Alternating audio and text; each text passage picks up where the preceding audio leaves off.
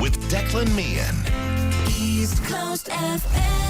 Okay, maybe some idea that nice to get fit, do a bit of exercise, go to the gym, eat healthily, all sorts of things. Well, Adam and Lee Molloy are twin brothers from Clondalkin. They've been working in the fitness industry, so I'm going to hear from them what we should be doing. But they believe the fitness industry is broken and promotes a lifestyle that is unhealthy, unrealistic and unattainable. They've written a book which is called Better Than Before, and both the twins are on the line. Good morning to you both. Morning, Declan. Good morning to you. So, my goodness me, I'm surprised at this. The fitness industry is broke. Just as one of you, please, describe what is the fitness industry? Yeah, absolutely. First of all, thank you very much for taking the time to have us on this morning. We do appreciate it. Not at all. In terms of the fitness industry, if you take a look on social media, I think a lot of the time what you will see is people who are in incredibly good shape, who live a lifestyle, or at least promote a lifestyle that they don't exactly abide by, or that isn't necessarily achievable for a lot of people.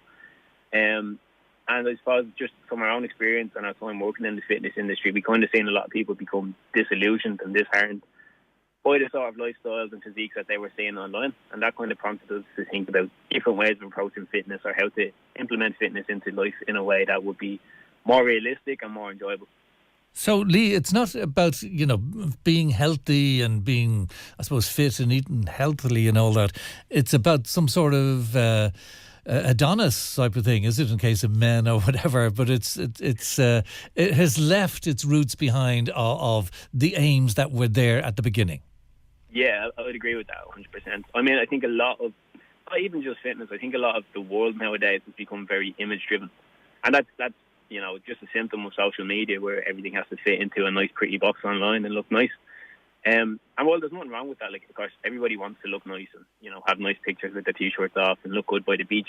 But I think the issue becomes when you become so attached to that image that you lose sight of what health and fitness actually is.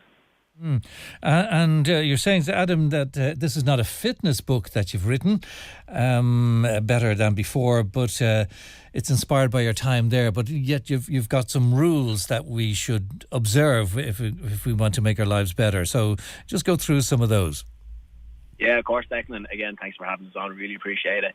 In terms of the book and what we set out to do with the book, as Lee said, we've been in the fitness industry, and that kind of kickstarted the idea behind wanting to put something together that people could use to empower their lives, not just within the four walls of a gym or, at the bottom of a squat, but outside of the gym, because that's the big thing that we always use health and fitness for.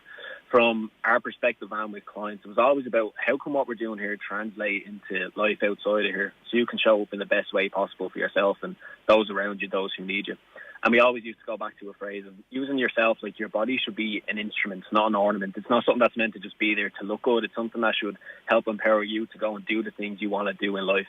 And that kick-started the idea of the book. And as we sat down to think about what it was, particularly Lee had his own fitness transformation not too long ago. And he went through a time of losing a lot of body fat, losing weight, getting in shape, these things. And that's where we really sat down and said, what was it this time that helped you be successful? Because it wasn't his first time trying, but it was his first time succeeding and then managing to keep it off. And from there is where we pulled out these 5 rules that we called them in the book.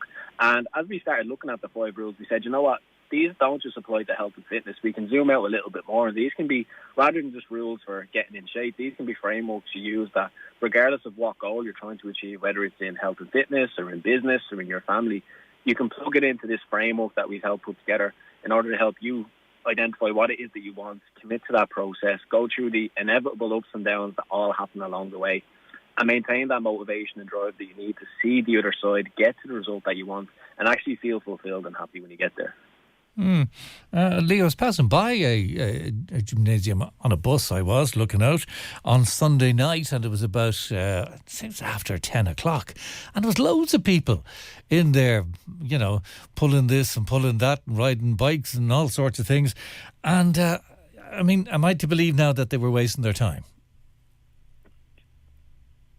What do you think, Lee?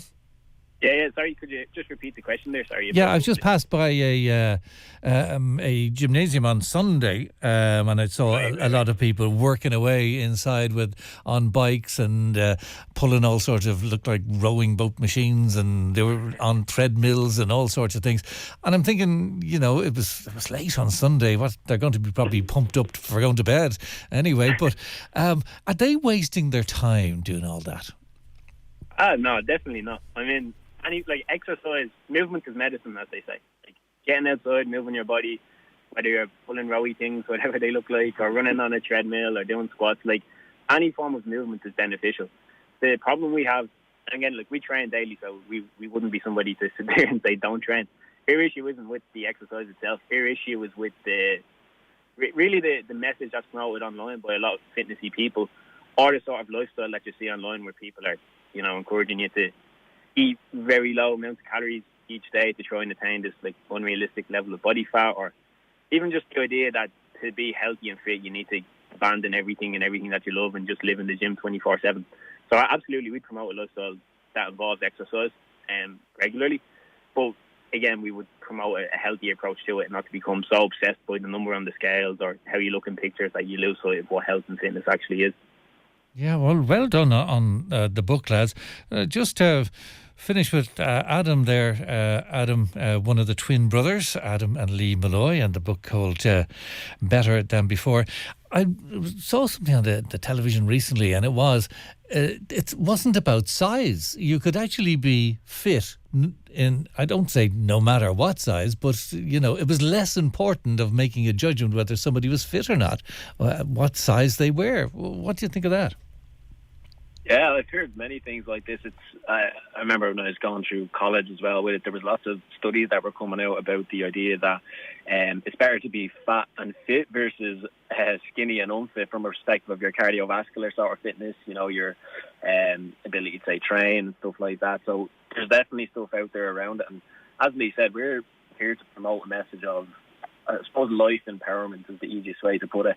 And with that, part of it is going to be being fit, being healthy, which doesn't necessarily mean having a six-pack or having a certain number on the scales or a dress size, but it means being able to show up in the world in a way that empowers you to be the best version of yourself you can be, whether it's being able to walk up the stairs without getting out of breath, or play with your children, or go and do activities you like on the weekends instead of feeling like you've no energy, or life is just getting on top of you, all these things.